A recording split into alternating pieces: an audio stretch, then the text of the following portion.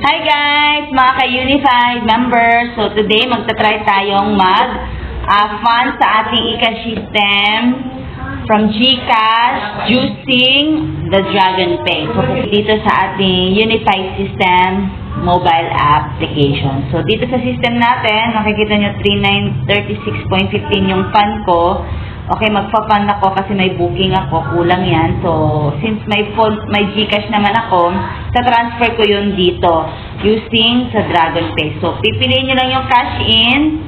Then, pagdating nyo po dyan, ibaba nyo lang po, pipiliin nyo po yung bills payment, the e-wallet online banking. So, GCash ang pipiliin nyo.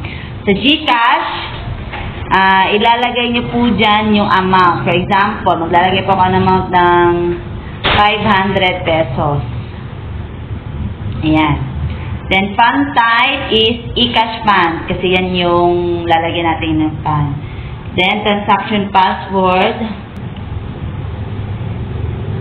So, ayan, nakalagay po dyan. Magta-top up po dyan yung email nyo. Dyan po magsisend sila ng instruction ng deposit or confirmation. So, isisend nyo lang po dyan.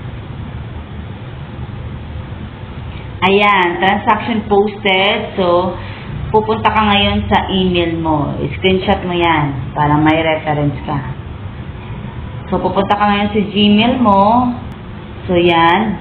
Ayan na, nag-email na agad real-time ang Dragon Pay. So, sa Dragon Pay, good day and thank you for choosing our services. Click on the link below and carefully review instructions. So, click ko po yan. Nakalagay dyan, 500 pending pay status. So, ang gagawin ko po dyan is, number kakapihin mo yan, copy. Pupunta ka ngayon dito sa GCash mo. Okay. Bills. Bills. Tapos, Dragon. Search mo yung Dragon. O, Dragon Pay. Pag search mo ng Dragon Pay, lagyan mo yung amount, 500. Tapos, yung reference, paste mo. Contact number, so 912-705-1779. Tapos yung email ko.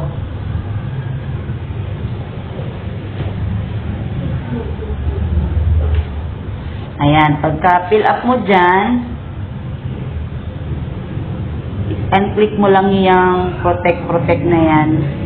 Tapos, submit mo. Ayan, confirm na. May 10 pesos na charge. Yeah.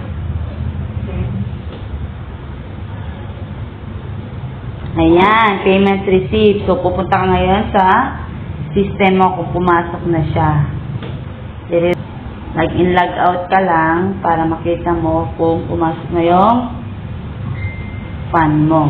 Ayan, from 4,416 na siya. So, i-check mo dito sa report. So, ayan na yung report.